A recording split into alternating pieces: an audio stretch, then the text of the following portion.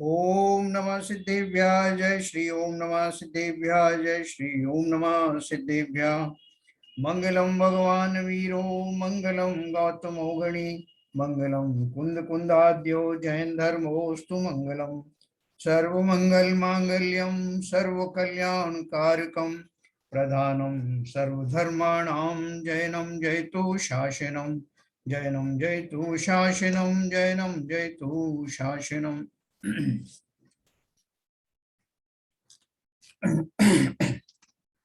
पंचलब्धि पुस्तक डॉक्टर उज्ज्वला शाह, इसमें हम पढ़ रहे थे प्रथमोपशम सम्यक की पात्रता, पेज नंबर 57। प्रथमोपशम सम्यक की पात्रता मतलब जब पहली बार सम्यक दर्शन होता है, अनादिकाल से जो जीव मिथ्या दृष्टि बना हुआ था, उसे जब सम्यक होता है और तो जो सबसे पहले जो सम्यक होता है वो औपशमिक सम्यक होता है, जिसे प्रथमोपशम सम्यक कहते हैं। क्यों कहते हैं प्रथमोपशम, इसका भी कारण अभी बताएंगे। तो इसमें अपन ने कल 57 पेज पे पढ़ा था, सादी और अनादि नाम के दो शब्द हमने पढ़े थे, उसको फिर से पढ़ेंगे। 57 पेज की जो लास्ट लाइन है, जिस जीव ने अनादि काल से कभी सम्यक्त्व प्राप्त किया नहीं है, जो अनादि काल से मिथ्यात्व अवस्था में ही है, उसे अनादि मिथ्या दृष्टि कहते हैं। जो जीव सम्यक प्राप्त करने के बाद दोबारा अतत्व श्रद्धान से मिथ्या दृष्टि हो जाता है, उसे सादी मिथ्या दृष्टि कहते हैं। इसका अर्थ जैसे अपन ने कल डिस्कस किया था कि ऐसे बहुत से जीव हैं जिन्होंने कई बार सम्यक दर्शन प्राप्त किया, हम भी सब हो सकते हैं उनमें, लेकिन वो छूट गया, ज्यादा देर चला नहीं। लेकिन कुछ ऐसे भी जीव हैं, कुछ क्या बहुत जीव ऐसे हैं, जैसे निगोद में जीव हैं, नित्य निगोद में जीव हैं, जिन्होंने एक बार भी सम्यक दर्शन प्राप्त किया नहीं, अनादिकाल से वहीं जी रहे हैं, वहीं मर रहे हैं, वहीं फिर से उत्पन्न हो रहे हैं। तो इसलिए ये दो तरह के जीव हो गए, एक अनादिकालीन जिनको सम्यक हुआ ही नहीं कभी, और एक सादी मिथ्या दृष्टि जो बीच में सम्यक प्राप्त करके और फिर मिथ्या दृष्टि हो गए। इसी दो कैटेगरी है। और दो कैटेगरी होने से उनमें क्या फर्क पड़ता है, ये उन्होंने आगे बताया। अब कौन से कर्मों का उपशम करके जीव सम्यक प्राप्त करता है, उसे देखते हैं। अनादि मिथ्या दृष्टि के पास दर्शन मोहनी कर्म की एक मिथ्यात्व प्रकृति सत्ता में होती है, क्योंकि बंध एक मिथ्यात्व प्रकृति का ही होता है। जब भी अपन बंद करते हैं तो मिथ्यात्व प्रकृति का ही बंध होता है। ये बात अलग है कि बाद में उसके जो सम्यक दर्शन प्राप्त करता है उसके तीन टुकड़े हो जाते हैं प्राप्त करते हैं, तो वो वही बात बता रहे हैं। अनादि मिथ्या दृष्टि के पास दर्शन मोहनी कर्म की एक मिथ्यात्व प्रकृति सत्ता में होती है, क्योंकि बंध एक मिथ्यात्व प्रकृति का ही होता है। जबकि सादी मिथ्या दृष्टि के पास दर्शन मोहनी की तीन प्रकृतियां अर्थात मिथ्यात्व, सम्यक मिथ्यात्व और सम्यक प्रकृति कुछ काल तक सत्ता में रहती है, क्योंकि पहली बार जब प्रथमोपशम सम्यक तो उसने किया था तब मिथ्यात्व के तीन टुकड़े हो गए थे। वो तीन टुकड़े अभी भी विद्यमान हैं और वो ग्रेस पीरियड में बने रहते हैं। वो ग्रेस पीरियड जैसे अपन वेदक काल कहते हैं, आगे पढ़ने वाले हैं, तब तक वो तीन टुकड़े के फॉर्म में वो अवेलेबल रहते हैं। और वो जो अनादि वाला है उसके वो टुकड़े नहीं होता, सीधा सॉलिड होता, टुकड़े तो अब करने वाला है। तो ऐसी दो इसमें डिफरेंस आ गए, लेकिन उससे कुछ फर्क नहीं पड़ने वाला। आगे देखिए। जो जीव पहले गुण स्थान से चौथे गुण स्थान में जाता है, वह दर्शन मोहनी और अनंतानुबंधी क्रोध मान माया और लोभ का उपशम करते हैं, है ना। हम सब पहले गुण स्थान में है ना, तो पहले गुण स्थान से जब हम पहली बार सम्यक दर्शन प्राप्त करते हैं तो चौथे गुण स्थान में जाते हैं। अपन ने पढ़ा था चौथे गुण स्थान में जाने का अर्थ क्या है, कि हमारी जो दर्शन मोहनी की जो प्रकृति है, वो कौन सी दर्शन मोहनी की जो प्रकृति है जिसके फलस्वरूप हमको सम्यक तो नहीं हो पाता, जब श्रद्धा सच्ची नहीं हो पाती, तो वो दर्शन मोहनी तो का उपशम होना जरूरी है। और उसके साथ साथ जो वो कषाय हैं उसी जाति की अनंतानुबंधी वाली, अनंतानुबंधी क्रोध मान माया और लोभ, तो दर्शन मोहनी में मिथ्यात्व का और चारित्र मोहनी की जो पहली चौकड़ी है जिसे हम अनंतानुबंधी कहते हैं, उनका उपशम होना जरूरी है। वहां अनादि मिथ्या दृष्टि जीव मिथ्यात्व और अनंतानुबंधी चार इस प्रकार 5 प्रकृतियों का उपशम करके प्रथमोपशम सम्यक्त्व प्राप्त करता है, और सादी मिथ्या दृष्टि जीव दर्शन मोहिनी की 3 और अनंतानुबंधी की 4, इस प्रकार 7 प्रकृति का उपशम करके प्रथमोपशम सम्यक्त्व प्राप्त करता है। क्योंकि सादी मिथ्या दृष्टि वाले के अभी वो 3 टुकड़े पड़े हुए हैं जो उसने उस टाइम किए थे, अभी वो एक नहीं हुए हैं, मतलब अभी उनका ग्रेस पीरियड चल रहा है। तो वो उन 7 प्रकृतियों को 3 में वो कन्वर्ट हो गया, मिथ्या वो 3 और 4 अनंतानुबंधी की, ऐसे 4 + 3 7 प्रकृतियों का उपशम करता है सादी मिथ्या दृष्टि। इस प्रकार 7 प्रकृतियों का उपशम करके प्रथमोपशम सम्यक्त्व प्राप्त करता है। इसका तात्पर्य यह है कि जब जब जीव ऊपर बताए हुए कर्मों का उपशम करके मिथ्यात्व में से सम्यक्त्व प्राप्त करेगा, तब तब उसे प्रथमोपशम सम्यक्त्व कहेंगे। ये बोला प्रथमोपशम सम्यक्त्व क्यों कहेंगे और कब तक कहेंगे, तो उसका कारण बता रहे हैं कि जब जीव ऊपर बताए हुए कर्मों का, एक 7 प्रकृति और एक 5 प्रकृति, इनका जब उपशम करके मिथ्यात्व में से सम्यक्त्व प्राप्त करेगा, तब तब उसे प्रथमोपशम सम्यक्त्व कहेंगे। पहली बार सम्यक्त्व हुआ इसलिए उसे प्रथमोपशम सम्यक्त्व नहीं कहते, परंतु जब कोई मिथ्या दृष्टि जीव औपशमिक सम्यक्त्व प्राप्त करेगा, परिभाषा देखना, जब कोई मिथ्या दृष्टि जीव औपशमिक सम्यक्त्व प्राप्त करेगा, तब तब उसको प्रथमोपशम सम्यक्त्व कहते हैं, है ना। अभी आपका एक क्वेश्चन आने वाला है कि आप बोलेंगे कि वो जो आपने बोला कि ग्रेस पीरियड के अंदर यानी वेदक काल में अगर कोई मिथ्या दृष्टि जीव वापस से सम्यक दृष्टि बन जाता है, तो उसको तो आप जो है क्षयोपशमिक सम्यक दृष्टि कहते हो, वो मिथ्या दृष्टि से ही तो बना ना वो, लेकिन वो मिथ्या दृष्टि बना उस ग्रेस पीरियड में बना है। लेकिन जब जब जो है उसको उसका वेदक काल निकल जाएगा, ग्रेस पीरियड निकल जाएगा, तो वैसा ही मिथ्या दृष्टि हो जाएगा जैसा अनादि वाला था। उस केस में उसका जो सम्यक्त होगा उसको प्रथमोपशम सम्यक्त ही कहेंगे, जैसा कि जिसे कभी नहीं हुआ उसे होने वाले सम्यक्त को भी प्रथमोपशम सम्यक्त कहते हैं, क्योंकि वो उसी जाति में फिर आ जाता। तो इसलिए उन्होंने कहा जब जब मिथ्या दृष्टि औपशम सम्यक दर्शन जब जब प्राप्त होगा, तब तब उसको प्रथमोपशम सम्यक्त कहेंगे, भले ही वह पहली बार हो, दूसरी बार हो या असंख्यातनी बार हो। ग्रेस पीरियड में कर दिया तो वो क्षयोपशम सम्यक कहलाएगा, लेकिन उसके बाद में मिथ्या दृष्टि से सम्यक दृष्टि पहली बार अगर उपशम सम्यक दृष्टि होगा तो वो इस कैटेगरी वाला होगा, प्रथमोपशम कहा जाएगा उसको। क्यों अचरज में क्यों पड़ गए हम? इस भ्रम में मत रहना कि एक बार सम्यक प्राप्त कर लिया तो हमारा काम हो गया। हाँ, देखो ये बहुत इंपॉर्टेंट पॉइंट है, ये आपको जनरली नहीं मिलेगा, क्योंकि बाकी सब जो लिटरेचर्स हैं, जो आपके जो ग्रंथ हैं, उन सब में क्या है कि एक स्थूल कथन कहा जाता है, द्रव्यानी योग की अपेक्षा से कहा जाता है कि भाई साहब एक बार सम्यक दर्शन प्राप्त कर लो बस फिर काम खत्म हो गया आपका। लेकिन करणानी योग में जीव के भावों की जो श्रृंखला है वो कैसी कैसी चलती है, उनकी अपेक्षा से क्या क्या घटित हो रहा है वो बताया जाता है। वैसे तो ये बात सही है कि एक बार सम्यक दर्शन हो गया तो आपका जो है काम हो गया।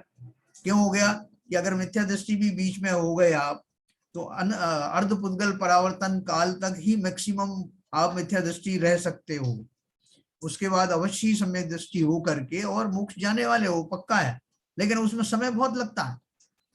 वो जो समय लगता है इतनी बारीकियां सिर्फ करणान योग में बताई जाती है। तो देखिए अपन बात कर रहे हैं, इस भ्रम में मत रहना कि एक बार सम्यक प्राप्त कर लिया तो हमारा काम हो गया। किसी जीव को सम्यक्त होकर छूट गया तो अधिक से अधिक अर्धपुद्गल परावर्तन काल तक वह मिथ्यात्व में भटक सकता है। अब इस बात को मैं दो तरह से कह सकता हूँ कि भाई साहब सम्यक दर्शन प्राप्त कर लिया तो क्या हो गया, कोई बड़ी बात थोड़ी, कितने काल तक आप भटकोगे, अर्धपुद्गल परावर्तन काल तक भी भटक सकते हो, तो क्या आपने हासिल कर लिया। एक तो मैं ऐसे कह सकता हूँ। दूसरा मैं ये कह सकता हूँ कि अगर हमारे एक भाव जो है किसी कारण से सम्यक से डिग गए और हम वापस मिथ्या दृष्टि हो गए तो भी कोई चिंता की बात नहीं है। इतना लंबे समय में अर्धपुद्गल परावर्तन काल में भले कितना लंबा समय हो, उसके बीच में कभी भी हम फिर से सम्यक दृष्टि हो सकते हैं। लेकिन एक बार हमने क्वालिफाई कर लिया तो सम्यक दृष्टि जरूर बनेंगे और मोक्ष जरूर जाएंगे। तो हम ये एनकरेजिंग स्टेटमेंट भी दे सकते हैं और यही सही है। तो किसी जीव को सम्यक्त होकर छूट गया तो अधिक से अधिक अर्धपुद्गल परावर्तन काल तक वह मिथ्यात्व में भटक सकता है। यह अनंत काल है। तत्व श्रद्धानी हुआ, आत्मा का अनुभव किया, तो भी वह छूटकर जीव दोबारा मिथ्यात्व में जा सकता है। देखो हमको सब चीज के लिए तैयार रहना है, सारे कॉन्सिक्वेंसेस के लिए। तो इसलिए यहाँ कोई किसी तरह की रियायत नहीं की गई है। तो यहाँ करणान योग का विषय चल रहा, तो एक एक चीज बताई जाएगी बारीकी से। तो उन्होंने लिखा भी है, देखो आगे। हाँ, द्रव्यानि योग में और उपदेश की मुख्यता में जहां पुरुषार्थ की प्रेरणा दी जाती है, वहां गिरने की बात नहीं करते, है ना। परंतु यहाँ तो करणान योग में वस्तु स्थिति बताई जाती। ये बातें केवली गम्य हैं। एक भी जीव में यदि इतनी बार सम्यक से गिरना होता है तो वह बात करणान योग जरूर बताएगा। करणान योग में क्योंकि केवल ज्ञान गम्य है ना, तो वो उसके जीव के विभिन्न भाव, अलग अलग स्टेजेस में होने वाली उठापटक जो उसके भावों में होती है, वो करणान योग उसका पूरा पूरा विवेचन करता है कि आप किसी भ्रम में मत रहना। क्या क्या स्थिति बनती है एक एक पल की, एक एक समय की, वो करणान योग आपको विस्तार से बताएगा। लेकिन द्रव्यान योग वाला जो है वो इतना ही बताएगा आपको खाली कि भाई साहब सम्यक दर्शन एक बार प्राप्त कर लो, आपका मोक्ष निश्चित है। और वो उनकी स्टेटमेंट के हिसाब से बराबर है, लेकिन उसके बीच की जो बात है वो अपन को करणान योग से मालूम पड़ती है। यह पढ़कर डरने की आवश्यकता नहीं है। उसी प्रकार सम्यक्त होने पर फूल जाने की भी जरूरत नहीं है। कोई कहेगा ऐसी गिरने की संभावना है तो हम सम्यक्त का पुरुषार्थ ही नहीं करेंगे। अब क्या फायदा, आप बोल रहे बार बार गिर जाता है फिर ये हो जाता है, सम्यक्त से क्या फायदा। तो उसे समझाते हैं कि एक बार सम्यक्त हुआ तो अल्पकाल में तू मुक्त होगा ही। अब तू चाहेगा तो भी अधिक काल संसार में भटक नहीं सकता। हाँ, एक बार टच करके आ गए ना वो मंजिल, तो अब आप अवश्य ही मोक्ष जाने को मिलेगा, भले ही बीच में कुछ भी उठापटक होने दो। यदि सम्यक्त प्राप्त होने पर किसी के मद हो जाए, यानी घमंड हो जाए, अभिमान करने लगे, तो पर्याय में अहम बुद्धि के कारण भ्रष्ट होकर वह मिथ्यात्व में आ जाएगा। मिथ्यात्व में आने के बहुत सारे कारण हो जाएंगे ना उसकी, कि क्यों आ गया वो जो मिथ्यात्व में। जिन भावों के कारण, जिन मृदुता और सरलता के परिणामों के कारण उस जीव ने सम्यक दर्शन पर्याय को टच किया था, वहां पहुंच करके वो घमंड में चूर हो गया कि भाई साहब ये तो ऐसी चीज है, मैं तो यूं ही प्राप्त हो गया, मुझे तो सब वेद विज्ञान भी हो गया, फला हो गया, ये हो गया, और बाकी सब लोग तो छह। ऐसा अगर भाव आ गया तो मिथ्या दृष्टिपना तो वैसे ही आने वाला है। तो इसलिए वो जीव सम्यक दृष्टिपने से डिग जाता है। और भी बहुत तरह की जो बातें आती हैं जिनकी वजह से वो ऐसा होता है। तो बोल रहे हैं यदि सम्यक प्राप्त होने पर किसी को अभिमान हो जाए तो पर्याय में अहम बुद्धि के कारण भ्रष्ट होकर वह मिथ्यात्व में आ जाएगा। उससे कहते हैं पल्ल के असंख्यात में भाग बार जीव मिथ्यात्व से सम्यक्त में और सम्यक्त से मिथ्यात्व में जा सकता है। इसलिए अपने परिणामों की संभाल रखना, दृढ़ श्रद्धानी होना। तो आपको मालूम पड़ेगा, अपन ने दर्शन विशुद्धि नाम की भावना पढ़ी थी। तो दर्शन विशुद्धि में क्या बताया था, उस सम्यक दर्शन को जो उस जीव ने प्राप्त किया है, जो अभी 16 कारण भावनाएं भा रहा है, वो उस सम्यक की विशुद्धि करके उसको दृढ़ श्रद्धानी हो जाता है। सम्यक दर्शन तो प्राप्त हुआ, दृढ़ श्रद्धानीपन का अर्थ यह है कि अब उस पोजीशन से डामाडोल ना हो करके उसमें श्रद्धान को मजबूत रखना, यही दर्शन विशुद्धि का फल है। वो जो अपने बनते हैं, जो श्रेव श्रावक वगैरह अनुव्रत धारण करते हैं, पहली प्रतिमा है, उसमें यही सब है। सम्यक तो हुआ, लेकिन अब दृढ़ श्रद्धानी हो गए। अब ना तो मुझे घमंड रहा इस बात का, घमंड की वजह से तो मैं घूम रहा था इतने दिन तक, अब काहे का घमंड। ये मृदुता का जो भाव आया, सरलता का भाव आया, उन परिणामों में सुखीपना जो महसूस किया, वही तो सम्यक दर्शन दिलाएगा। तो देखो थोड़ा सा और आगे पढ़ेंगे, फिर मैं आपको अनम्यूट करूंगा। इसलिए अपने परिणामों की संभाल रखना, दृढ़ श्रद्धानी होना, सम्यक्त के 3 प्रकार हैं, मैंने पढ़ा दो। औपशमिक या उपशम सम्यक्त, दूसरा क्षयोपशमिक या क्षयोपशम, अथवा वेदक सम्यक्त, उसी को वेदक सम्यक्त भी कहते हैं, क्षयोपशम सम्यक्त को, और तीसरा है शायिक सम्यक्त। दर्शन मोहिनी और अनंतानुबंधी कर्म के उपशम, क्षयोपशम और क्षय होने पर जीव में जो अवस्था पाई जाती है उसे औपशमिक, क्षयोपशमिक और क्षयिक सम्यक्त तो कहते हैं, है ना। अपन सबसे क्लियर हो गया। अब थोड़ा सा और बचा है। उपशम के समय इन कर्मों के उदय का अभाव पाया जाता है। उपशम का अर्थ ही है जिसे अपन फ्रीजिंग कह देते हैं कि वो दबे रहते हैं उतने काल तक।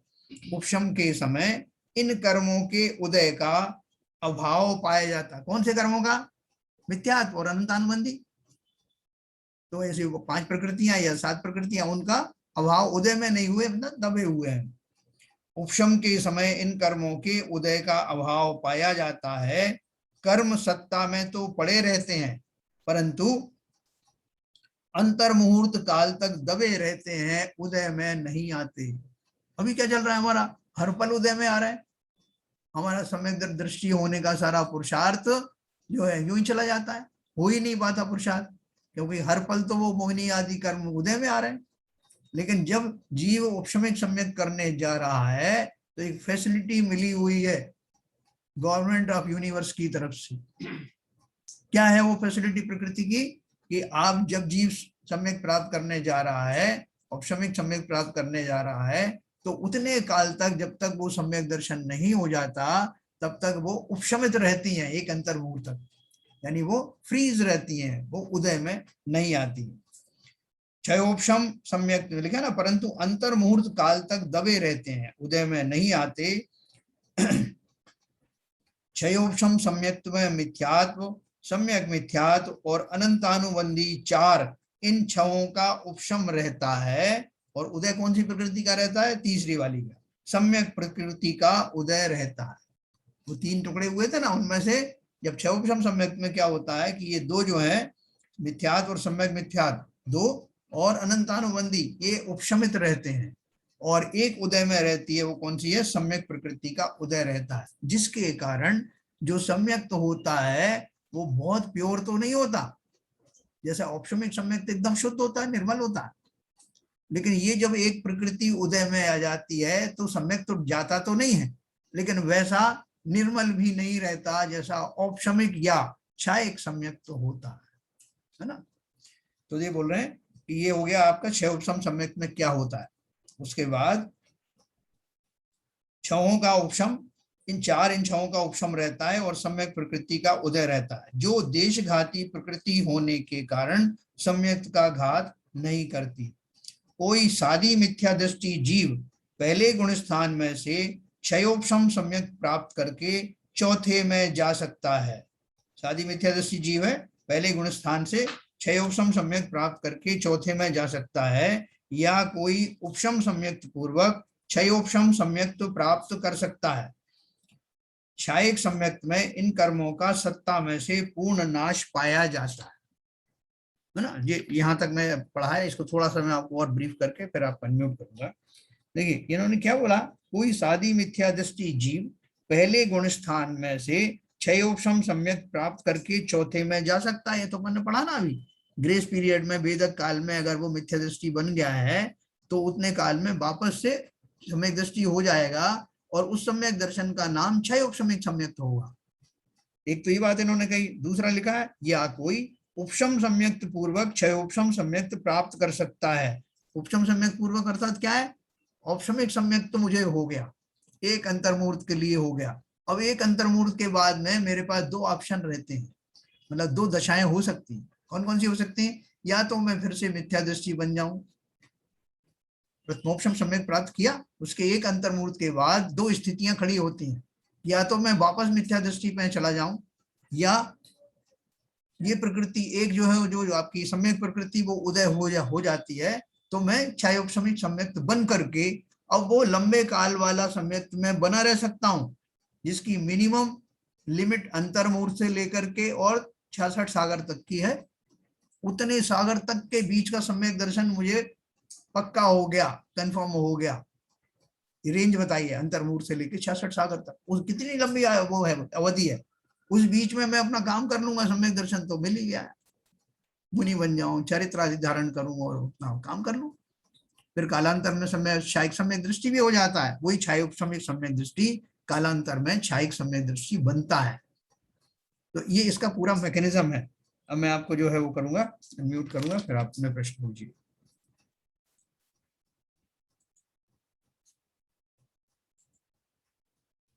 सो पहला क्वेश्चन ये है सर कि ये जो जो मिथ्या से जो सम्यक प्रकृति में आने के लिए जो सरलता ही जो पहली सीढ़ी है, आपने जो बताई कि सरलता जीवन, मतलब एकदम सरलता। कसाय की तो बात की है, पहले तो आप सरल हो जाओ, तो ये सरलता से आप जीवन, तो सरलता हर चीज में जब लाने लग जाओगे तो कसाय तो धीरे धीरे वैसे ही निकलती जाएंगी। देखो शैलन जी, बात यह है कि वो सरलता आती कैसे है। सरलता का अर्थ वास्तव में बहुत गूढ़ है। मैंने ये बात सरलता का बहुत सरलता से कह दी बात, लेकिन इसमें कठिनाई ये है कि वो जो कषाय है वो मुझे सरल होने नहीं देती। सरल होने का अर्थ ही यह है कि मैंने भेद विज्ञान करके अपने शरीर और बाकी के संबंधों में से अपना जो है भेद विज्ञान कर लिया। वो करने के कारण मुझे ये रहस्य समझ में आ गया कि किस बात का अभिमान, किस बात की कठोरता, कौन मेरा शत्रु, ये सारी बातें मुझे क्लियर हो गई, तो मैं सरल हो गया। सरल होना उतना कठिन नहीं है, लेकिन वास्तव में जिस भूमिका में हम लोग हैं उस भूमिका में वो वास्तव में कठिन है। तो सरल होना जो मैंने कहा वो सरलता के साथ उसमें ये लगा लेना कि मेरी वो कषाएं अभी हिलोरें मार रही हैं और वो मुझे सरल होने नहीं देती। ठीक है सर, और कोई क्वेश्चन है? नहीं, तो इसको दूसरे तरीके से सोचा जाए। जी, जैसे हम दूसरी तरीके से सोचें कि हमको केवल सरल अपने को ही सरल रखना है, इतना बहुत, हमको दूसरे को सरल नहीं करना है, अपने को ही सरल रखना है। यदि उस पर काम किया जाए, दूसरे को कुछ करने का भाव चोरी का भाव है। दूसरे का मैं क्या करूंगा? क्योंकि कारण क्या होता है कि हम जो सरलता का जो मीनिंग लगाते हैं कि हमारे हिसाब से सारे जो अनुकूलता बन जाएं, बच्चे हमारे अनुकूल से हो जाएं, माता पिता अनुकूल हो जाएं, जी हाँ, दोस्त दुश्मन अनुकूल हो जाएं, तो वो उसमें थोड़ा फर्क पड़ जाता है, फिर वो सरलता नहीं बन पाती। यदि हम ये सोचें कि सब कैसे भी रहने दो, हमको सरल होना है, हर हालत में सरल रहना है, तो एक तो सीढ़ी चढ़ी जाएंगे। यही एक मार्ग है, एकमात्र मार्ग यही है। जब मैं किसी और दूसरे को बदलने की ठानता हूं तो मैं दुस्साहस कर रहा हूं, अतिक्रमण कर रहा हूं, वो मेरा काम नहीं। एक द्रव्य दूसरे द्रव्य का कुछ नहीं करता, ये मूल सिद्धांत है। मैं उसका जो है वो चेष्टा करता हूँ, इस भाव से करता हूँ कि शायद मैं उसमें निमित्त बन जाऊं उस घटना में, लेकिन नहीं भी बनूं, दोनों पॉसिबिलिटी है। इसलिए खेद खिन्न भी नहीं होना, और अगर वो अपने अनुकूल परिणमे तो उसका अभिमान भी मत करना। ठीक है सर, ये एक प्रोसेस है। और किसी का एक क्वेश्चन है। सम्यकत्व, सम्यक दृष्टि और सम्यक दर्शन, इस तीन की एक बहुत शॉर्ट में जरा डेफिनेशन बता दीजिए। किस किस की? सम्यकत्व, सम्यक दृष्टि, सम्यक दर्शन, बहुत शॉर्ट में एक डेफिनेशन बता दीजिए। ओके देखिए, सम्यक तो किसे कहते हैं? जो मेरी श्रद्धा है, अनादि काल से मेरी श्रद्धा ये है कि मैं शरीर हूं या शरीर मेरा है। ये जो इस तरह की जो भ्रांति है ये मेरा मिथ्यात्वपना है, क्योंकि इसी के कारण सारे उपद्रव हो रहे हैं जी, क्योंकि मेरी मान्यता गलत है। तो मान्यता का सच्चा होना सम्यक दृष्टिपना है, उसी को सम्यक तो कहते हैं। जब वो मान्यता सही हो जाती है तो वो मिथ्यात्व को बदल करके वो सम्यक हो जाता है। अच्छा, ठीक है। श्रद्धा का सही हो जाना सम्यक तो है, ऐसी श्रद्धा का आधारी सम्यक दृष्टि है। जी, ठीक है, और आपने क्या पूछा दूसरा? सम्यक दर्शन। सम्यक दर्शन, यही बुद्धि का सम्यक दर्शन, सम्यक दृष्टि और सम्यकत्व, जी ये तीनों एक ही तरह से चीज है ना, या एक ही है? उनका धारी जो है, उस चिंतन का धारी जो है वो सम्यक दृष्टि है। सम्यक दर्शन का क्या बताया आपने? यही जो मैंने बोला है, सच्ची श्रद्धा का होना, अच्छा, अपने स्वरूप का। और अनुभव करना। इसको दो तरह से बोलते हैं। देखो, सम्यक के बारे में लोग क्या बोलते हैं कि देव शास्त्र गुरु का सच्चा श्रद्धान होना सम्यक दर्शन है। जी या सात तत्वों का श्रद्धान होना सम्यक दर्शन है, या भेद विज्ञान पूर्वक अपने स्वरूप का चिंतन, स्वरूप का पूरा वो समझ होना, उसको सम्यक दर्शन कहा। लेकिन ये जी। बातें तीन तरह से कहने के बाद भी एक ही हैं। हाँ सही बात, तीनों एक एक कैसे हैं। हैं मैं आपको ये बताऊं, एक कैसे हैं। हाँ क्योंकि देखो सम्यक दर्शन मैंने आपको मूल सिद्धांत बताया कि जिस भ्रांति के कारण ये जीव अपना शरीर और उनसे जुड़े संबंधों को अपना मानता है या अपना स्वरूप मानता है, उस भ्रांति के कारण ही उसकी कषाय जागृत होती है। क्योंकि जी। ये मेरा है, अगर मेरा कहना नहीं माना तो मुझे जो है क्रोध आएगा, ये जी मेरा है ये ऐसा अभिमान होगा तो मान कषाय आएगी। मैं जी उनके द्वारा अपना काम करूं, और काम करना जो है भ्रम से मैं काम क्या समझता हूँ कि शरीरों की अनुकूलता ही मेरा काम है। जी जी शरीर को वश में करना या शरीर से जुड़े हुए दूसरे सगे संबंधी हों उनको अपने अनुकूल परिणमाना, ये सब मेरे भ्रांति होती है कि मैं उनको कर लूं तो मेरा काम हो जाएगा। जी तो ये जो हमारी जो भ्रांति पड़ी हुई है, उस भ्रांति के कारण मुझे शरीर से और उन रिश्तेदारों से यानी देह से और आत्मा का भेद विज्ञान नहीं होता, अपना स्वरूप समझ में नहीं आता। जी अब मैं जो बोलता हूँ कि सात तत्वों का श्रद्धांत सम्यक दर्शन होता है, तो वो कैसे सही है? सात तत्वों में क्या है कि अपन बोलते हैं सब संसार में ये सब तो घटित हो रहा है, और आप बोल रहे हैं कि मैं अलग हूँ बाकी सब अलग है। जी तब सात तत्वों का सिद्धांत करने में जहां बताया है कि जीव तो जीव है, अजीव यानी पुद्गल, मुख्य रूप से पुद्गल जो द्रव्य है उसके साथ जुड़ाव हो जाने के कारण बाकी के जो तत्व हैं उनका यानी स्टेजेस हैं उनका निर्माण होता है। जी जीव और पुद्गल यानी जीव और कर्मों की संयुक्तता के कारण आश्रव और बंध नाम के तत्व होते हैं। जी और फिर जब वो वैसा उनका आश्रव होना बंद हो जाता है कर्मों का, तो जी उसको मैं संवर कहता हूं। जी और जो मैंने बांध ली है उन कर्मों की पार्शियल निर्जरा हो जाती है तो उसे मैं निर्जरा तत्व कहता हूं। जी और जब संपूर्ण रूप से वो कर्म निकल जाते हैं और मोक्ष। जीव द्रव्य शुद्ध अवस्था में पहुंच जाता है तो मोक्ष हो जाता है। जी तो सात तत्वों में मैं वही तो मैंने चिंतन किया कि मैं अलग बाकी सब अलग। जी जी जी अब वो तीसरा देवशाद गुरु की बात करें तो उसमें भी यही बात है। देवशाद गुरु का श्रद्धांत का अर्थ क्या है कि वो जो जिन देव हैं, वो जिनेन्द्र देव हैं जो अंतरात्मा बन करके परमात्मा बने, उन्होंने भी ऐसा ही चिंतन किया था। जी वो गुरु जो है वो भी मुझे ऐसा ही मार्ग बताते हैं। जी और जो ग्रंथ में पढ़ रहा हूँ उन सब में भी ये रहस्य भरा पड़ा है। जी जी आत्मा से परमात्मा का बनना। जी हाँ, तो ये सारा श्रद्धांत वही है जो मूल में भेद विज्ञान का मैंने आपको बताया। भाई साहब, रंजन साहब, भाई साहब एक बात, एक सेकंड, मेरी बात सुनो। एक सेकंड नीरजा एक जी, सेकंड, क्लियर हुआ आपका? जी जी बिल्कुल समझ में आ गया। हाँ हाँ, भाई बोलिए। साहब एक बात सुनो। हाँ जब ये बोलते मिथ्या प्रकृति जब तीन टुकड़े होते हैं, मिथ्या, सम्यक मिथ्यात्व और सम्यकत्व, ठीक है? जी तो सम्यकत्व जब तक सत्ता में रहता है तब तक वो छाया समय दृष्टि बना रहता है जीव, और ये 66 सागर तक रह सकता है। हाँ अब मेरा प्रश्न ये है कि जब 66 सागर तक रह सकता है तो वो वो टर्मिनल पीरियड, वो जो पीरियड कौन सा है जबकि वो औपसमिक अगर मिथ्यात्व में जाता है तो मिथ्यात्व में कब तक वो मिथ्यात्व में अगर सम्यक प्रकृति की भी अगर मान लीजिए चली जाती है, वो मिथ्यात्व में आ जाती है तो पूर्णतः मिथ्यात्व में आ गया, तो दोबारा जब वो लेगा तो वो कोई पीरियड है इतना, उसका कोई पीरियड, कितना पीरियड, कब तक वो मिथ्यात्व बना रहा है तब वो दोबारा उसका वो होगा शायद होगा, और प्रथम औपसमिक होगा, औपसमिक। हाँ, आपका कहने का अर्थ ये है कि वो जो वेदक काल है वो कितने पीरियड तक रहता है, और उसके बाद में ऑप्शन ये आगे आएगा, मैं आपको बताऊंगा। वैसे हमने इसमें कर्णानुयोग परिचय में पढ़ा था, लास्ट पेजेस पे पढ़ा था, जी जी, है ना। अभी ये प्रकरण भी आएगा, मैं आपको एग्जैक्ट बताऊंगा कि वो कितने समय तक जो है वेदक काल रहता है, और उसके बाद में जीव मिथ्या दृष्टि हो जाता है, फिर उसको वो प्रथमोपशम सम्यक्त ही करना। हाँ ये वही जानना चाह रहा था। हाँ, वो अपन ने कल उस टाइम पूरा पढ़ा था, मैं फिर से वो निकाल के आपको कल बताऊंगा।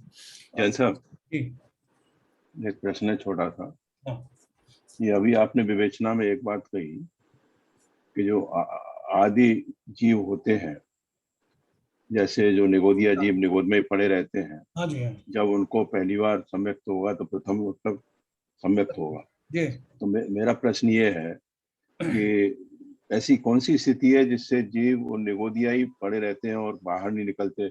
लोग तो 84 योनियों में घूमते हैं और कभी न कभी कोई जीव निगोदिया से निकलकर किसी दूसरी पर्याय में गया होगा, तीसरी अनेक पर्याय में गया होगा।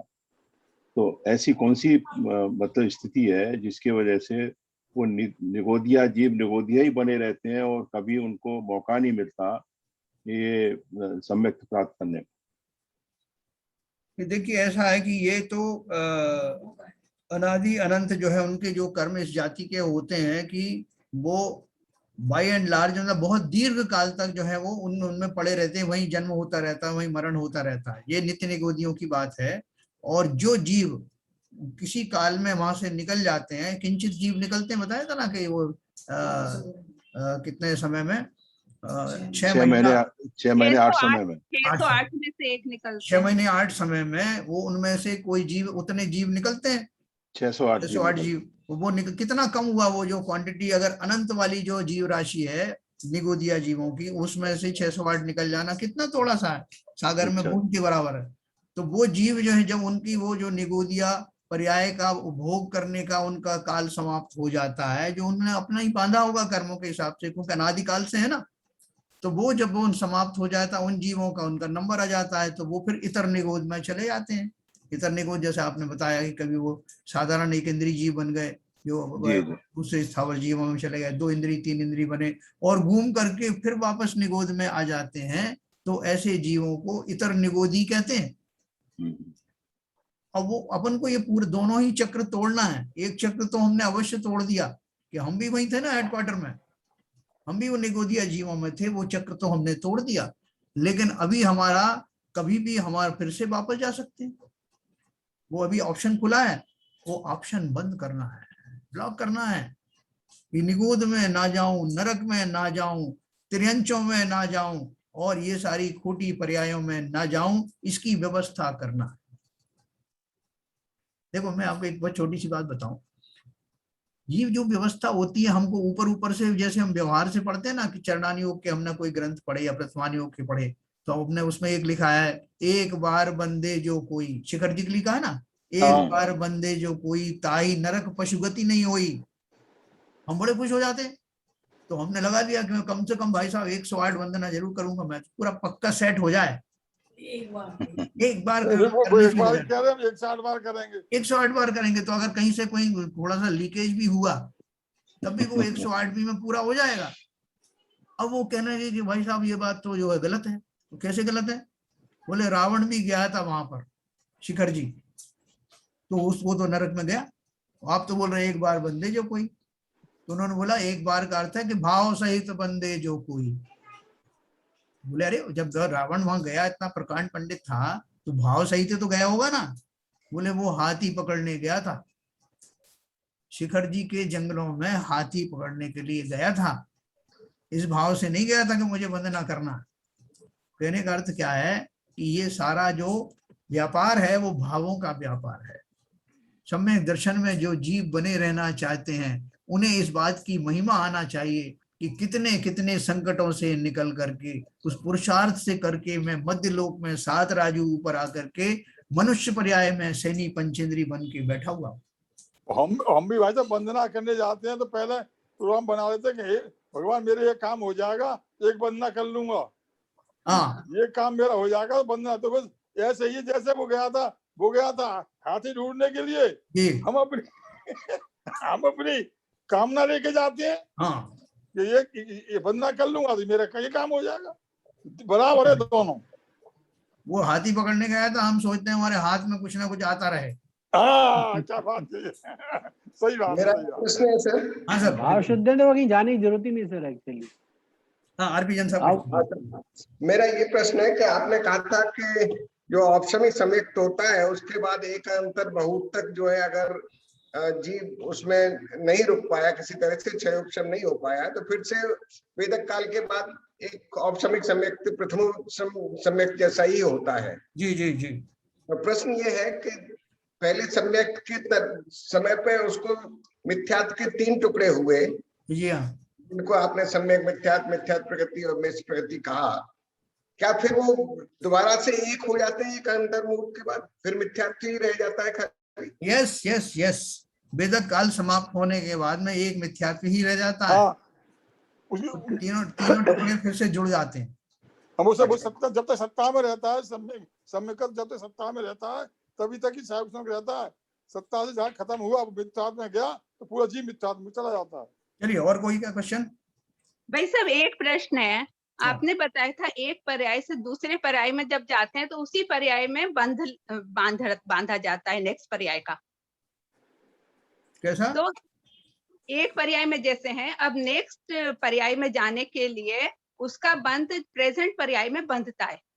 हाँ हाँ हाँ, और लेकिन जैसे ये नित्य निगोद जो हैं, इसमें आपने बताया कि ये इनका चलता ही रहता है, उसके बाद में ये आके इतर निगोद में निकल पाते हैं, तो इनका क्या इकट्ठा बंध जाता है नित्य निगोद का? नहीं नहीं, हर पल में फिर से बनता है। जो नित्य निगोद का कोई जीव है, अब वो अक्षर के सॉरी जैसे अनंत अनंत में भाग में, एक सेकंड के अनंत में भाग में वो मर जाता है जी, और फिर उसको फिर जिंदा होता है। तो जिस समय वो मरने लगता है उसके उस काल से पहले अंतर्मूर्त काल में वो फिर से अगली आयु बांधता है, उसी की आयु बांधता है। अंतर मुहूर्त में वो तो एक श्वास के इतने 18वें में भी इतनी बार मर जाते हैं, तो अंतर मुहूर्त कहाँ मिलता है उन्हें? अब देखो बहन जी, अंतर्मुहूर्त की परिभाषा क्या है? एक समय से शुरू होती है। एक समय से लेकर के 48 मिनट तक के समय को अंतर्मुहूर्त कहते हैं, 48 से थोड़ा कम, ठीक है ना? ठीक है, याद आ गया। बस, तो एक समय तो कभी मिलेगा ना उसको, उतने में बंद हो जाता है। ये प्रश्न पहले भी किया गया था, ये प्रश्न मैंने भी किया था ये प्रश्न पहले। चलिए और किसका प्रश्न है? उद्गल परावर्तन काल क्या है? जैसे हाँ, अगर जीव का मिथ्या क्या है तो अधिक से अधिक अर्ध पुद्गल परावर्तन काल तक वह मिथ्यात्व में भटक सकता है। जी हाँ, तो अर्ध पुद्गल परावर्तन काल अपन ने ये पढ़ी थी ये सरिता जी, आपको याद हो तो, जैन धर्म जानिए, है ना? और अपन ने कर्णान योग परिचय भी पढ़ा था। हाँ वो एक योजन लंबा एक योजन गहरा गड्ढा करो और मेढा जो मेढे जो बिल्कुल अभी पैदा हुए उसके बच्चों के बाल और उसके बाल के भी असंख्य। एक मिनट बाबू जी, एक मिनट। अब देखो पेज नंबर 407 है इसका, ये जैन धर्म जानिए। सरिता जी उसमें निकाल लेना, आपको पूरा स्ट्रक्चर मिल जाएगा। हाँ चलिए और आगे, ठीक है। आगे चले, सबको समझ में आ गया? बॉबी का कोई क्वेश्चन नहीं है? हाँ, अगर वो संजय जी नहीं आते तो बॉबी को पूछना पड़ेगा। बॉबी है भी कि नहीं? बॉबी कहाँ है? चली गई है क्या? क्षमा है, और कौन है? ऋतु तो अंकल मैंने थोड़ा लेट ज्वाइन किया अभी। आपको तो क्लियर हो गया होगा ना सम्यक दर्शन वगैरह कैसे होता हाँ, है? हाँ, ये तो हाँ। बस ठीक है। देखो उसको एक बार समझ में आ गया तो अपन बार बार समझने से उसको उसमें मजबूती तो आती है, लेकिन कंफ्यूज मत हो जाना, ठीक है ना? चलिए बहुत बढ़िया, तो सबको समझ में आ गया है, अपन आगे चलेंगे। देखो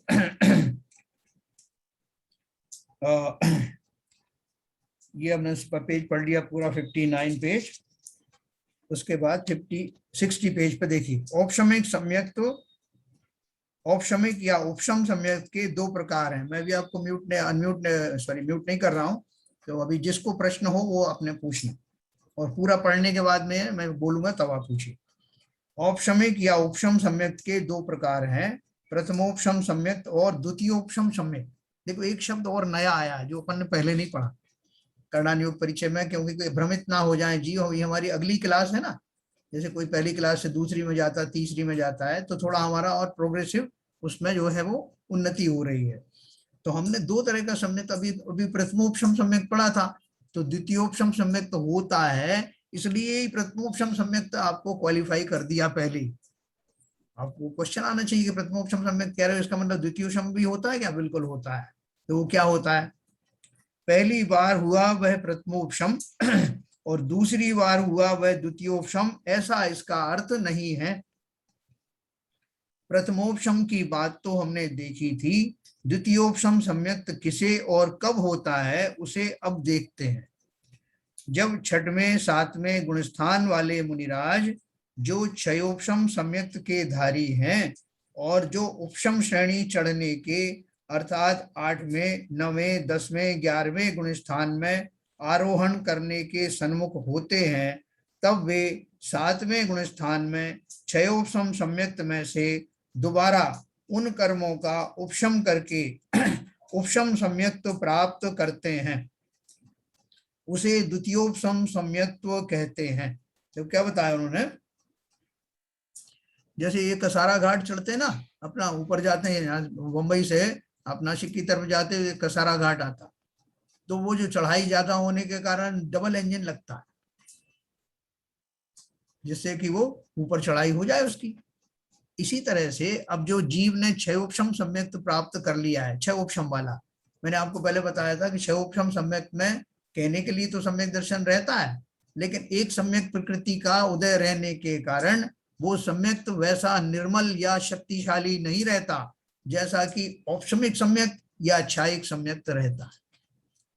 अब उनको श्रेणी चढ़ना है, मतलब चढ़ने का अर्थ जो है, फॉर एग्जाम्पल वैसे तो नहीं कोई पहाड़ चढ़ना है, लेकिन श्रेणी चढ़ना उसी अर्थ में अगर अपन लेते हैं, तो उनको उतनी ताकत लगाने के लिए ऐसा वाला सम्यक चाहिए कि जो निर्मल हो।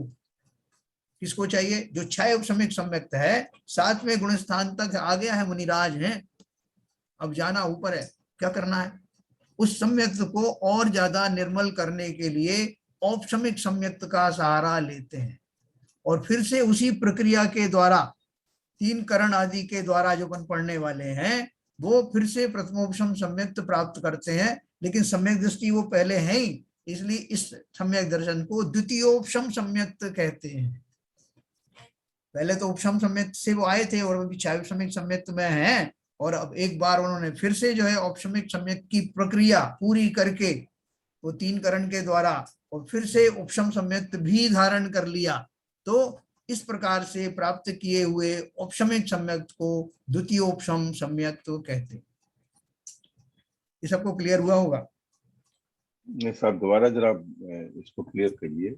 हाँ जी। क्योंकि जब वो क्या कहते हैं अपने विशुद्ध भाव कर रहा है, तो क्षयोपशम सम्यक्त में तो ऑलरेडी है, स्थिति ये है। हाँ। तो अब इससे ज्यादा वो करेगा तो क्षयक सम्यक्त में जाएगा ना? नहीं, देखो, जब क्षयोपशमिक सम्यक्त में और औपशमिक सम्यक्त में क्या फर्क है, पहले मैं आपको ही बता। हाँ, वो तो औपशम सम्यक्त में वो कर्मों की 7 प्रकृतियां, 4 अनंतानुबंधी की और वो 3 सम्यक प्रकृति, सम्यक मिथ्यात्व और सम्यक प्रकृति, ये तीनों जो है फ्रीज हो जाती है, तीनों फ्रीज हो जाती है। लेकिन जो क्षयोपशमिक सम्यक्त है उसमें एक फ्रीज नहीं होती। हाँ, सम्यक प्रकृति वो फ्रीज नहीं होने के कारण में निर्मलता नहीं रहती। जी, नाम से तो सम्यक दर्शन है लेकिन निर्मल नहीं। तो अब जो उसने जो द्वितीयोपशम सम्यक्त प्राप्त किया, उस द्वितीयोपशम सम्यक्त में ये सम्यक प्रकृति जो थोड़ी उभर आई थी, ये भी शांत हो जाती है। अच्छा, मतलब ये वो बिल्कुल न्यूट्रल पोजीशन हो जाती है। वही पोजीशन हो गई जो उस समय अगर उन भावों में एक अंतर मूर्त तक रहता है जी, तो फिर जाके द्वितीयोपशम सम्यक्त पैदा हो जाएगा। हाँ, द्वितीयोपशम सम्यक्त आ जाएगा और फिर उसमें वो श्रेणी चढ़ जाएंगे। कौन सी से? लेकिन श्रेणी कौन सी चढ़ेंगे? औपशमिक श्रेणी है ना, क्योंकि उपशम किया ना उन्होंने, फिर से प्रथमोपशम से द्वितीयोपशम कर लिया। अभी सत्ता में तो वो प्रकृतियां पड़ी हैं, लेकिन अभी फर्दर टाइम बिंग उनका उपशमन है, फिर फ्रोजन है। भाई साहब एक बताओ, क्षायक सम्यक दृष्टि भी द्वितीय औपशमिक करता है क्या? एक मिनट, एक सेकंड बाबूजी, इनका पूरा जो पूछ रहा है उसका पूरा क्वेश्चन होने दो। यहीं पे थोड़ा नहीं, जरा मेरा क्लियर हो जाने दो बाबूजी, नहीं तो सारी श्रृंखला टूट जाती है। हाँ, एक बीच में जब तक उनका जब सेटिस्फाई नहीं हो जाए वो वक्त, तब तक दूसरा कोई ना पूछे। करो। हाँ, तो आपको ये बात समझ में आई अभी विजन साहब? हाँ, बिल्कुल समझ में आई। तो इसका मतलब ये हुआ कि जब वो औपशमिक सम्यक्त के प्राप्ति के समय ये 7 प्रकृतियां क्या कहते हैं फ्रीज हो जाती हैं, और उस समय उसको मौका मिलता है अपने भावों को शुद्ध करने का। और अगर वो भाव उस अंतर मुहूर्त में शुद्ध रहते हैं तो भी वो औपशमिक सम्यक्त द्वितीय वाला प्राप्त हो जाता है, और वो श्रेणी चढ़ के क्या कहते हैं औपशमिक 11वें गुण स्थान तक चला जा सकता है। 11वें तक चला जाता है। ये क्लियर हो गया। हाँ, बहुत बढ़िया। देखो उसके बाद में जब वो क्षायिक सम्यक दृष्टि बनेगा तो क्षायिक सम्यक या वो क्षायिक जो क्षपक श्रेणी जब मारेगा तो पहले हाँ। उपशम श्रेणी में ही लोग जाते हैं यस। और उसके बाद में फिर वो क्षपक श्रेणी में चले जाते हैं, क्षायिक सम्यक प्राप्त करते हैं। उसकी प्रक्रिया कैसी है वो भी मैं आपको बताऊंगा। भाई साहब ये द्वितीय उपशम में जो सातों प्रकृति फिर से फ्रीज हो जाती हैं, ये कितने टाइम तक फ्रीज रहती हैं? अंतर्मुहूर्त, एक अंतर्मुहूर्त। अच्छा, अंतर्मुहूर्त। जैसे अपन ने प्रथमोपशम सम्यक में पढ़ा था वो वही प्रक्रिया सेम। भाई साहब एक सेकंड, कितनी व्यवस्था कितनी बढ़िया है कि अगर आपको जहां हैं वहीं बने रह करके सम्यक्त में ही बने रह करके मिथ्यात्व में गए नहीं और आपने दोबारा से उपशम सम्यक प्राप्त किया तो ऐसे सम्यक्त को द्वितीय उपशम सम्यक्त कहते हैं, जो श्रेणी चढ़ने में आरूढ़ होने में और काम आता है। बहुत बढ़िया। बोलिए बाबूजी बोलिए। भाई साहब मेरा सब पूछना चाह रहा हूँ जो अभी आपने जवाब दिया है। ये क्षायक एक सेकंड बाबूजी कुछ पूछ रहे हैं एलकेजी से। जो ये क्षायक सम्यक दृष्टि क्षय करता हुआ जा रहा है और जब सातवें स्थान पे पहुंचता है वो, तो सातवें स्थान पे उसको भी क्षायक सम्यक दृष्टि जो है वो अपसमिक भी श्रेणी में आ सकता है, क्षायक श्रेणी में आ सकता है। तो मेरा कहना मतलब यह है कि औपसमिक जा रहा है उसको द्वितीय औपसम करना पड़ेगा। तो ये क्षायक वाला जो जा रहा है उसको भी वहां पे द्वितीय औपसम करना पड़ता है क्या? नहीं, क्षायक के आगे फिर कुछ नहीं करना। क्षायक हो गया तो क्षय हो गया सत्ता से, तो अब काय का औपसम करेगा? हाँ, उसको द्वितीय औपसमिक नहीं करना पड़ता ना? नहीं, बिल्कुल नहीं करना पड़ेगा। ये तो फैसिलिटी उनको दी। तो वो औपसम श्रेणी को मार सकता है ना? उपशम श्रेणी को मारने का अर्थ ये है कि वो जो 11वें गुण स्थान वाले वहां तक के जाने के जो भाव होते हैं उन भावों में, उन दशाओं में, उन कैटेगरीज में जा सकता है। हाँ, लेकिन तो उसकी जो आगे जो जाएगा वो उपशम करता हुआ चला जाएगा। कहना मतलब ये है। औपशमिक श्रेणी में जाए, देखिए मैं आपको बताऊं, उपशम श्रेणी में और क्षपक श्रेणी के जो गुण स्थान है उन गुण स्थानों में भावों का अंतर होता है। हाँ ठीक है। उनकी जो शुद्धता है, भले ही कहने के लिए 10वां गुण स्थान इसका भी है उसका भी है, जी हाँ जी हाँ, लेकिन दोनों में अंतर होता है भावों में। हाँ। तो जब वो उपशम श्रेणी में क्षायिक सम्यक दृष्टि वाला चला गया तो कर्म तो सत्ता में नहीं है, लेकिन फिर भी भावों में उतनी निर्मलता अभी नहीं आई है जितनी की क्षपक श्रेणी में आती है। अरे मैं ये पूछ रहा था कि जैसे 7वें गुण स्थान तक तो क्षय करता हुआ जा रहा है, अब औपसम श्रेणी मारी तो क्या यहाँ से आगे हो जाएगा जो कर्म आगे जो 9वें गुण स्थान में और उसमें जो क्षय होने वाले वो उपशम या क्षय होने वाले हैं, तो वो मैं जानना चाह रहा हूँ कि औपसम श्रेणी मारेगा क्षायक सम्यक दृष्टि, तो क्या उसके आगे 7वें गुण स्थान से आगे के जो वो कर्म है वो उपशम होते जाएंगे या वो भी क्षय होते चले जाएंगे? देखो एक बात बताऊं आपको, आप क्षायिक सम्यक दृष्टि का अर्थ समझिए। हाँ, क्षायिक सम्यक दृष्टि का अर्थ मात्र मोहिनी कर्म की प्रकृतियों का क्षय करना है। बाकी के सब कर्म पड़े हुए हैं अभी। दर्शन मोहिनी, ज्ञानावर्णी, दर्शनावर्णी वगैरह अभी जो है वो कहाँ क्षय हुआ है उनका? जी जी जी। अच्छा, केवल मोहिनी कर्मों का क्षय करता है, ये क्षय कहलाता है। जी हाँ। और औरों का तो वो उपशम भी कर सकता है और क्षय भी कर सकता है। और जो प्रकृतियां हैं उन प्रकृतियों का हाँ इस तरह से होता जाता है। आगे समझ में आ गई। नहीं, क्वेश्चन अच्छा था आपका। हाँ बोलिए ललित जी बोलिए। तो सर जो बाबूजी वाला प्रश्न जो है इसमें जो क्षयक दृष्टि है, क्षयक सम्यक तो जिसको है, तो वो मोहिनी प्रकृति का पूरा क्षय हो चुका है। ज्ञानावर्णी और दर्शनावर्णी का मतलब उसको उपशम या क्षय मतलब जैसे उसके भाव रहेंगे उस तरह से होगा। अभी वो उसका उपशम करे तो इसलिए वो तो क्षयक सम्यक दृष्टि, तो क्षयक सम्यक तो बहुत हाई क्वालिटी का हो गया, तो उसमें उपशम से तो बहुत सुपीरियर हो गया। हाँ, तो वो फिर उपशम में क्यों आएगा वो? देखिए उपशम श्रेणी का अर्थ ये है, देखो जैसे मान लीजिए कि आप जो है आपने जो है बीई किया है और एक दूसरा व्यक्ति है जिसने एमटेक किया है, ठीक है? तो अब वो दोनों व्यक्ति जो है वो कोई एक काम कर रहे हैं जो इंजीनियरिंग से संबंधित है और वो काम ऐसा है कि जिसको दोनों लोग कर सकते हैं, बी वाला भी कर सकता है और एमटेक, काम ऐसा ही एक ही है। तो अब दोनों, अब आपके एक्स्ट्रा क्वालिफिकेशन का क्या लाभ मिलेगा आपको? काम उतना ही करना है। लेकिन जब ऐसा काम आएगा जो वो बी वाला नहीं कर सकता और एमटेक वाला कर सकता है, तब वो डिफरेंस आएगा। जैसे उपशम श्रेणी पे चढ़ने वाला वो जीव भी है जिसने औपशमिक सम्यक प्राप्त किया है, और वो भी है जिसने की क्षायिक सम्यक प्राप्त किया है। लेकिन अभी उसी लेवल के भाव उन दोनों के आते हैं जो उपशम श्रेणी में आते हैं। फर्क क्या पड़ जाएगा? अब वो जो छपक श्रेणी वाला जो जीव है, जो क्षायिक सम्यक दृष्टि जीव है, जब वो चढ़ेगा छपक श्रेणी तो उसमें वो नहीं जा सकता। कौन सा? औपशमिक वाला जो है, जो क्षायिक सम्यक वाला नहीं जा सकता, ये चला जाएगा। लेकिन ये काम करने में दोनों कॉमन है, दोनों के क्वालिफिकेशन में एक ही है, लेकिन काम एक ही करना है, तो वो वाला काम कर दिया दोनों ने मिलकर। ये जो बहुत अच्छे से समझाया। क्षायक सम्यक्त वाला जो है, तो 7वें गुण स्थान के बाद जो 8 से 10 से 11 है, वहां पर इनको उपशम, जो बाकी कर्म बचे हैं उनका उपशम करना है। हाँ बिल्कुल बिल्कुल वो उपशमिक।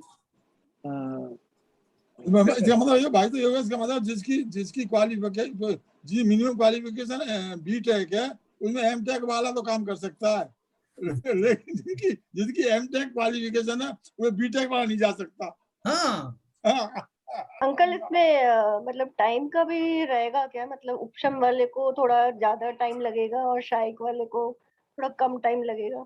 नहीं, टाइम ऐसा तो कुछ उतना नहीं? ही है, टाइम तो उतना ही है बाय एंड क्योंकि लार्ज। क्षायिक वालों के भाव थोड़ा ज्यादा, मतलब कुछ हाई लेवल के होते हैं, तो मे बी वो जल्दी अपने कर्मों का वो करते हैं, और उपशम वाले का थोड़ा लेवल कम रहता है। नहीं, देखिए, जो उपशम श्रेणी जो बनी है, उपशम श्रेणी का अर्थ ही ये है कि वहां जिस लेवल के जो भाव होते हैं उन गुण स्थानों में वो ही भाव होते हैं, उसी के हिसाब से तो वो गुण स्थान बनाए गए हैं उपशम श्रेणी के।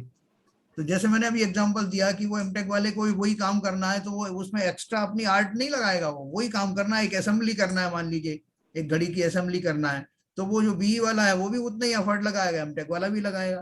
तो वो जो गुणस्थान बने हुए हैं उपशम श्रेणी के, वहां जो भी जीव पास होकर के जाएगा, भले ही वो क्षायिक सम्यक दृष्टि है, औपशमिक है, उसमें उस लेवल के ही भाव होते रहेंगे। जैन साहब, लेकिन साहब ये एक उपशम सेकंड। श्रेणी में जो ये कर्म है उनको क्षय करने की जरूरत नहीं, केवल उपशम से काम चल जाएगा। हाँ, उपशम ही होता है, इसीलिए नाम उसका उपशम श्रेणी है, उपशम है। ये जो नहीं, जो ज्ञानावरण कर्म जैसे आपने बताया कि वो भी बाकी है, क्षायक सम्यक, तो उपशम है ना ज्ञानावरण उनका। कर्म को उपशम सफिशिएंट है, मतलब वो छपक श्रेणी में भी रहेगा और केवल उपशम से करने से चल जाएगा। देखो, मैं आपको इसके पूरी जो है प्रक्रिया अभी आगे आने वाली इसमें गुणस्थानों में, जिसमें एक एक गुणस्थान वाइज क्या क्या भाव होते हैं, उपशम श्रेणी में कैसे भाव होते हैं, छपक श्रेणी में कैसे भाव होते हैं, निर्मलता में क्या अंतर पड़ता है, कितनी बार उपशम श्रेणी चढ़ने के बाद छपक श्रेणी में आता है, ये सारा सब्जेक्ट मैं आपको बताने वाला। हाँ जैन साहब, मैं क्या कह रहा था, आपने जो पहले विवेचना की थी जी, उसमें बताया था छपक श्रेणी वाला है वो 10वें गुण स्थान से सीधे 12वें गुण स्थान में जाता है। हाँ हाँ बिल्कुल। और जो दूसरे जीव होते हैं उपशम वाले, वो 10वीं गुण स्थान से 11वें स्थान में जाएंगे, और 11 से फिर वो नीचे भी आ सकता है, 7वें में और 9वें में वापस आएगा। ठीक है, तो ये दोनों कैटेगरी अलग अलग है। अलग अलग है। जो क्षायक समदृष्टि है, जो छपक श्रेणी चढ़ रहा है, वो 10वें स्थान से सीधे 12वें स्थान में जाएगा, और जो भी प्रकृतियां रह जाएंगी उसका फिर धीरे धीरे वो क्षय करता हुआ चला जाएगा। हाँ, जो मैं समझाऊं। बिल्कुल बिल्कुल सही समझे आप, 100% सही। तो फिर ये जो छपक श्रेणी, जो क्षायक सम्यक की दृष्टि है, इसको ये जो उपशम हो रहा है 8वीं 9वीं 10वीं में, कभी क्षय करके दोबारा में जा सकता है वो? नहीं, क्षय किसने कर दी? वो क्षायिक वाला ना। हाँ, क्षयिक वाले में। वो क्षायिक वाला जो है, मैंने आपको जैसे बताया कि अभी आपको एक रास्ता ऐसा पड़ रहा है जो उबड़ खाबड़ रास्ता है, आप उस रास्ते पे चल पड़े हो, आप हो बहुत ज्ञानी, लेकिन उस पर एक आदमी अज्ञानी भी उसी रास्ते से जा रहा है और आप भी जा रहे हो। आप गलती से उस रास्ते पे आ गए, या मजबूरी है आपकी, आपको बोला कि जैसे ये जो मेडिकल प्रोफेशन में होता है ना, सभी डॉक्टर को बोलता है कि एक बार आपको गाँव में जाकर के जॉब करना है। आप भले ही कितने जो है पढ़े लिखे, मतलब बहुत विशेष ज्ञान के धारी हो, सबको एक बार गाँव में जॉब करना है, तो करते हैं वो। उसमें वो भी करते हैं जो एमटेक है, और वो भी करते हैं जो एमबीबीएस है, जो एमडी है। तो दोनों को एक काम करना पड़ा, और वहां करने के लिए उनके जो भाव हैं उसी जाति के होंगे। गांव वालों की सेवा करना तो एक जैसी करना है, लेकिन वो जो जीव जो विशेष पड़ा हुआ है वो वापस आकर के दूसरा मार्ग पकड़ लेता है, उसमें योग्यता है। और जो गांव वाला है वो कहता है कि मैं यहीं पर ठीक हूँ, मैं कोई छोटा सा ही दे दो आप प्लेस, मैं यहीं ठीक हूँ। तो उसी तरह उपशम श्रेणी चढ़ने वाला उन्हीं रास्तों से गुजरता है जिन रास्तों के लिए वो उपशम श्रेणी के स्थान बनाए गए हैं। उनमें भावों का जो लेवल चलता है वो लेवल के हिसाब से ही उपशम श्रेणी के वो गुण स्थान कहे जाते हैं। अब छपक श्रेणी वाला भी वहां जब चढ़ता है तो छपक श्रेणी में एक बात ध्यान रखो कि वो क्षय, उसने मोहिनी कर्म का क्षय किया है, बाकी ये के मेन चीज है। बाकी के कर्मों का क्षय नहीं किया। बाकी के हाँ। कर्मों के क्षय करने के लिए तो ये गुण स्थान बने हुए हैं। हाँ, सही है। और उपशम श्रेणी वाला जब चढ़ता हुआ जा रहा है, जो छायक सम्यक दृष्टि भले ही हो, वो चढ़ता जा रहा है, तो उपशम श्रेणी वाले जो गुण स्थानों के योग्य जो भाव होंगे उसके भी वैसे ही भाव होते चले जाएंगे। लेकिन वही जीव जब जो है दूसरी श्रेणी में, पहले उपशम श्रेणी चढ़ते ही है कंपलसरीली सारे, उसके बाद वो ऐसा उसमें जाते हैं छपक श्रेणी में, मतलब वो जी उनकी जो भावों की जो पुष्टि होने के बाद में वो मंजिल चढ़ने के बाद वापस आते हैं, फिर और वेग के साथ में और श्रद्धा के साथ में दूसरी श्रेणी के गुण स्थान चढ़ते हैं। तो उनमें थोड़ा सा डिफरेंस होता है खाली भावों का, पैरेलल मेरे से ये चीज नहीं समझ में आ रही मेरे को। जब आप इसे उपशम श्रेणी बोल रहे हैं, हाँ तो यहाँ जो कर्म है वो उसका क्षय नहीं हो रहा ना, इसका तो उपशम हो रहे हो। हाँ, तो उपशम ही तो हो रहा है। तो जब क्षय सम्यक वाला जीव है, जब वो 8, 9, 10 में जा रहा है, फिर 12वें में जाएगा सीधा, हाँ तो यहाँ जो कर्म 8, 9, 10 में उपशम हुए, वो तो अभी इसका दबे हुए, अभी छपने क्षय नहीं हुआ, वो सीधा उन दबे हुए कर्मों के साथ वो 12वें में चला जाएगा। नहीं, अभी उसका जो बाकी के कर्म जो है वो क्षय कहाँ हुए? मोहिनी कर्म तो क्षय, छपक श्रेणी वाले की आप बात कर रहे हो, क्षय की बात कर रहे हो, तो उसका मोहिनी कर्म का तो क्षय हुआ। हाँ, तो इनका तो उपशम हुआ, तो मतलब इनके साथ वो दबे हुए कर्मों के साथ वो 12वें स्थान में जाएगा।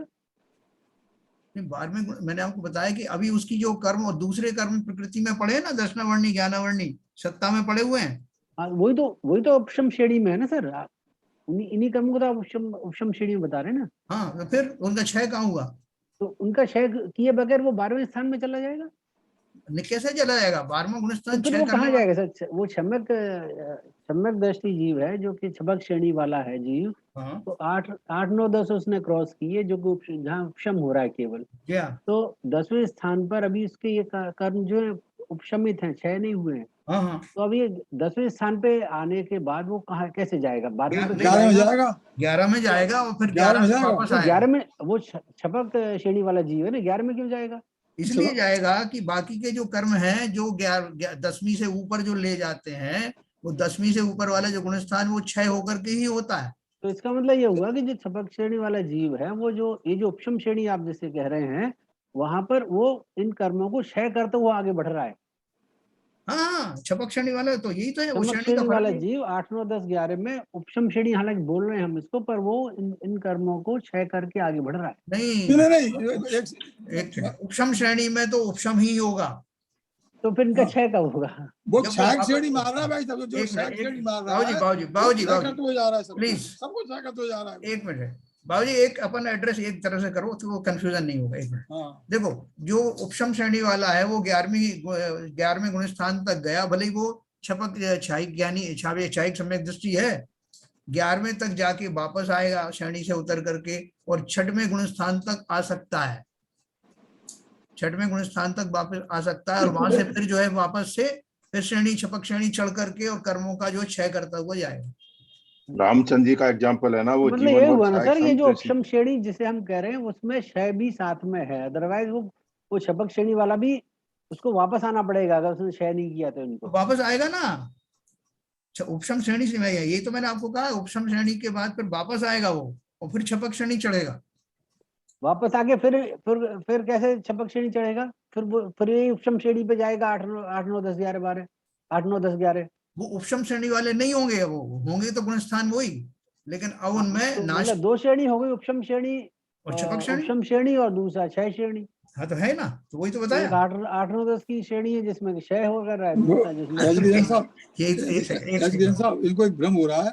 मैं लेकिन साहब ये बताऊं, ये समझ रहे हैं ऑप्शम जो श्रेणी जो मार रहा है वो जीव ऑप्शम करते हुए जा रहा है, तो वो ये नहीं समझ पा रहे हैं कि क्षायक जो दृष्टि जीव है वो क्षय करते हुए जाएगा, उसमें कोई ऑप्शमिक नहीं होगा, उसमें सभी कर्म क्षय होते हुए जाएंगे, तो ही वो 11वें गुण तक पार करके 12वें में पहुंचेगा। और जो औपसम श्रेणी मार रहा है छायक दृष्टि वाला, वो औपसमिक करते हुए जाएगा, इसलिए वापस आएगा।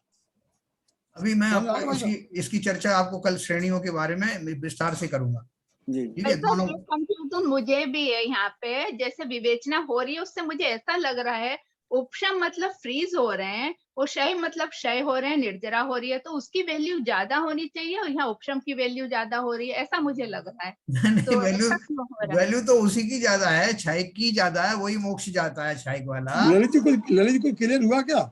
नहीं मैं सर ऐसे समझ रहा हूँ कि जो छायक दृष्टि जीव है वो ये जो 8, 9, 10, 11 श्रेणी है 8, 9, 10, इनमें ये जो उसके कर्म है दशनावर्णी ज्ञानावर्णी, इनका क्षय करते हुए आगे बढ़ रहा है और फिर सर, 10वें स्थान पे सीधा दशनावर्णी 12वें में चला जा रहा है। छायक दृष्टि और छायक अरे मैंने जो कहा वो सही है गलत ये बताइए। नहीं, वो सही नहीं है। ना आप अपना एक्सप्लेन मत करिए, जो मैंने बात कही या गलत थी। हाँ, एक एसके जैन साहब को एक्सप्लेन करने दीजिए। हाँ, बाकी तो हाँ, बीच में नहीं तो और बहुत explain मत कंफ्यूजन करो, होता है, कंफ्यूजन हो जाएगा। बहुत कंफ्यूजन होता है बाबू। नहीं, हाँ बोलो, हाँ बोलिए। हाँ नहीं मतलब छायक दृष्टि जीव जो है वो 8, 9, 10, 11 जो श्रेणी है, 11 नहीं मतलब 8, 9, 10, इनमें जो कर्म है दशनावर्णी ज्ञानावर्णी, इनको वो क्षय करते हुए आगे बढ़ रहा है और जब वो 10वें स्थान पर आ जाएगा तो वो शुद्ध, वो तो छायक दृष्टि भी है और ये बाकी कर्म भी उसने क्षय कर लिए, तो सीधा छपक श्रेणी करके वो 11 को जंप करके 12वें गुण स्थान पे चला जाएगा। देखो आपको अगर कंफ्यूजन दूसरी क्या हो श्रेणी रहा का है? क्षय उपशमित का है तो वो उपशम करेगा फिर वापस नीचे आएगा। देखो आपको जो कंफ्यूजन हो रहा है, मैंने आपको 2-3 तरीके से बताया कि 2 रास्ते अलग अलग हैं, 2 स्ट्रीम अलग अलग हैं। एक स्ट्रीम में और कहने के लिए वो गुण स्थान एक जैसा नंबर बताया जाएगा आपको। उपशम श्रेणी में चलेंगे, 7वें गुण स्थान के अंतिम भाग से श्रेणी शुरू होती है ना। सब लोग माफ करना, इसमें 5 मिनट ज्यादा हो गए। तो उपशम श्रेणी में जो जीव है वो एक रास्ता है वो जाने का। दूसरा रास्ता जो है वो है छपक श्रेणी वाला, जिसमें सभी कर्मों का क्षय करते हुए जाएगा वो जीव। अब समझ आ रहा है। जो छायक वाली जो श्रेणी है, छपक श्रेणी जिसे कहते हैं, उसमें वो जीव आरूढ़ होगा जिसका सम्यक दर्शन छायक सम्यक दर्शन है। ठीक है, तो वो कैसे जाएगा, छायक वाला कैसे जाएगा कि उसने न केवल मोहिनी कर्म का क्षय करने के कारण छायक सम्यक दृष्टि हो गया है, बल्कि अब जो बाकी के 3 घातिया कर्म बचे हैं उनका भी वो घात करता हुआ, क्षय करता हुआ सत्ता में से 8, 9, 10, 11, 10 और 12 सीधा चला जाएगा। मान लो वो मोक्ष जाने वाला है तो वो ये अरहंत बनने वाला है, तो 13वें गुण स्थान में वो आते हुए उसको अरहंत बन जाएगा। दूसरी तरफ दूसरी जो रास्ता जा रहा है उसमें वो जो जीव है उसके पास छायक सम्यक दर्शन नहीं है, अर्थात उसमें उतनी ताकत नहीं है, आप ये समझ लीजिए। वो उसने औपशमिक सम्यक या द्वितीयोपशम सम्यक से काम चला रहा है। वो जब जाएगा तो उसके गुणस्थान कहने के लिए तो वही आएंगे 8, 9, 10, लेकिन इन गुण स्थानों में और छपक श्रेणी वाले गुण स्थानों के भावों में अंतर होता है। वो अंतर क्या होता है? वो अंतर इसलिए उस अंतर का ये मतलब समझना कि वो उसने जो है क्षय कर लिया और इसने उपशम, उन जातियों में होता ही ऐसा है, उन गुण स्थानों में जाने वालों में। इसीलिए से ऐसा ही होता है कि 8वां गुण स्थान उपशम श्रेणी का, 8वां गुण स्थान छपक श्रेणी का, दोनों के भावों में अंतर होगा। यहाँ तक कि वो जो छायक सम्यक दृष्टि है जिसने मोहिनी कर्म का क्षय कर लिया है, वो भी जब इस रास्ते पर चलेगा तो उसको भी वही गुण स्थान पड़ेंगे उपशम श्रेणी वाले, और वहां उसके बाकी के जो कर्म हैं उन सबका अभी उसका भी उपशम ही होगा ना। बाकी के कर्म थोड़ी क्षय हो रहे हैं उसके, क्योंकि ये तो मोहिनी का खाली जो है क्षय हुआ है उसका। बाकी की जो प्रकृतियां, बाकी के कर्म 3 जो घातियां पड़े हैं उनकी प्रकृतियों का वो भी उपशम करता हुआ ही जाएगा। वो उसका जो सम्यक दर्शन है उसमें काम नहीं आ रहा है, छायक सम्यक दर्शन है, उसके पास है जरूर, काबिलियत है, लेकिन अभी उसको वैसा ही बिहेव करना पड़ेगा जैसा कि वो गुण स्थान है। बिल्कुल सही, बिल्कुल सही। उपशम करते हुए वहां तक जाएगा। अब क्योंकि उसका एक्स्ट्रा क्वालिफिकेशन है, वो वहां तक होने के बाद वापस आएगा, 6वें गुण स्थान तक आएगा, और अपन इतना ही मानते हैं वो नीचे भी जाता है वो अलग बात है। 6वें गुण स्थान तक आएगा और वापस से फिर वो भाव 7वें गुण स्थान में जा करके फिर से वो अपना जोर दिखाएगा और इस बार वो दूसरा वाले रास्ते पे चल पड़ेगा, क्षय करता हुआ जाएगा और वहां पे क्षय करता हुआ चला जाएगा। इसलिए उसको 10वां 12वां सभी गुण स्थानों में जितनी प्रकृतियां 3 और कर्मों की थी उनका क्षय करता हुआ जाएगा। भाई रामचंद्र जी का एग्जाम्पल भी दिया था आपने। हाँ, नहीं, वो रामचंद्र जी का भी इसलिए नहीं दे रहा हूँ कि उन्होंने भी तपस्या तो की नहीं ना अभी उस टाइम में, जब अपन छायिक सम्यक दृष्टि पना हाँ, बताते हैं। वही तो कह रहा हूँ, उसके हाँ। बाद किए उन्होंने। हाँ, उसके बाद तो ये कुछ क्लियर हुआ आपका ललित जी? जी जी जी। अब तो हो गया होगा। नहीं भी हुआ नहीं, हो? एक्चुअली यही कॉन्सेप्ट मैं बता रहा था, अच्छा, यही ओके। चीज मैं बता रहा था कि हाँ। मैंने ऐसे ही समझ ललित रहा जी था। भी यही कह रहे थे, हाँ, यही कह रहे थे। अच्छा। इसीलिए मैं बोल रहा था कि बाबूजी को मैंने जो चीज बोली वो सही है गलत, इसीलिए मैंने नहीं वो नहीं, कमेंट ललित किया जी था। ने यही स्टेजेस बताई थी, बार बार रिपीट करके यही एक्सप्लेन कर रहे हैं, हम अच्छा, लोग समझ नहीं पाए। सॉरी, हम लोग नहीं समझ पाए। हाँ, तो चलिए, अभी समय हो गया, कल अपन इसको फिर से समझेंगे। ये बहुत रोचक सब्जेक्ट है, वो जो श्रेणी आरोहण बहुत इंटरेस्टिंग है, और यहाँ पे होता ये कंफ्यूजन होता है, है, मगर बिल्कुल होता है। शुरू से ललित जी यही अप्रोच करके और यही इसी को एम्फेसाइज कर रहे थे हाँ, कि जो 10वीं गुण स्थान में आके 12 में जाने से पहले उसको सारे ही गातिया और गातिया कर्मों का क्षय करना पड़ेगा, तभी उसे चतुर्थ श्रेणी अरे मिलेगी। नहीं यार, ये भाई कहाँ बोल गए, अगातिया अगातिया करूँ कहाँ से ये करूँ फिर गलत हो गया, कंसेप्ट फिर गलत। गलत नहीं, बोल अगातिया देगा, छोड़ दीजिए, बाकी कल अपन बात गातिया नहीं, करेंगे, जो गलत बोल कल देगा। बात करेंगे अपन। तो ठीक है, हो गया, अब कल बात होंगी अभी। निर्वाणी स्थिति पे।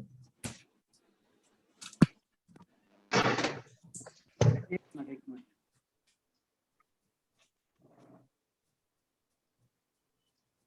नित्यतम नाश वे को ज्ञान के प्रकाश वे को अपर भास वे को भानु सी बखानी है।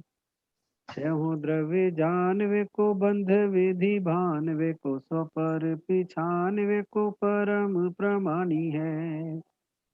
अनुभवताय वे को जीव के जताय वे को काहू न सताय वे को भवे उर आनी है। जहाँ तहाँ तार वे को पार के उतार वे को सुख विस्तार वे को यही जिन वाणी है। हे जिन वाणी भारती तो हे जपू दिन रैन, जो तेरी शरणा गए सो पावे सुख चैन। जिन वाणी के ज्ञान से सूझे लोकालोक, तो वाणी मस्तक नमो सदा देते हैं धो, सदा देते हैं धो। जिन वाणी माता की जय। जय। नौबार नमोकार।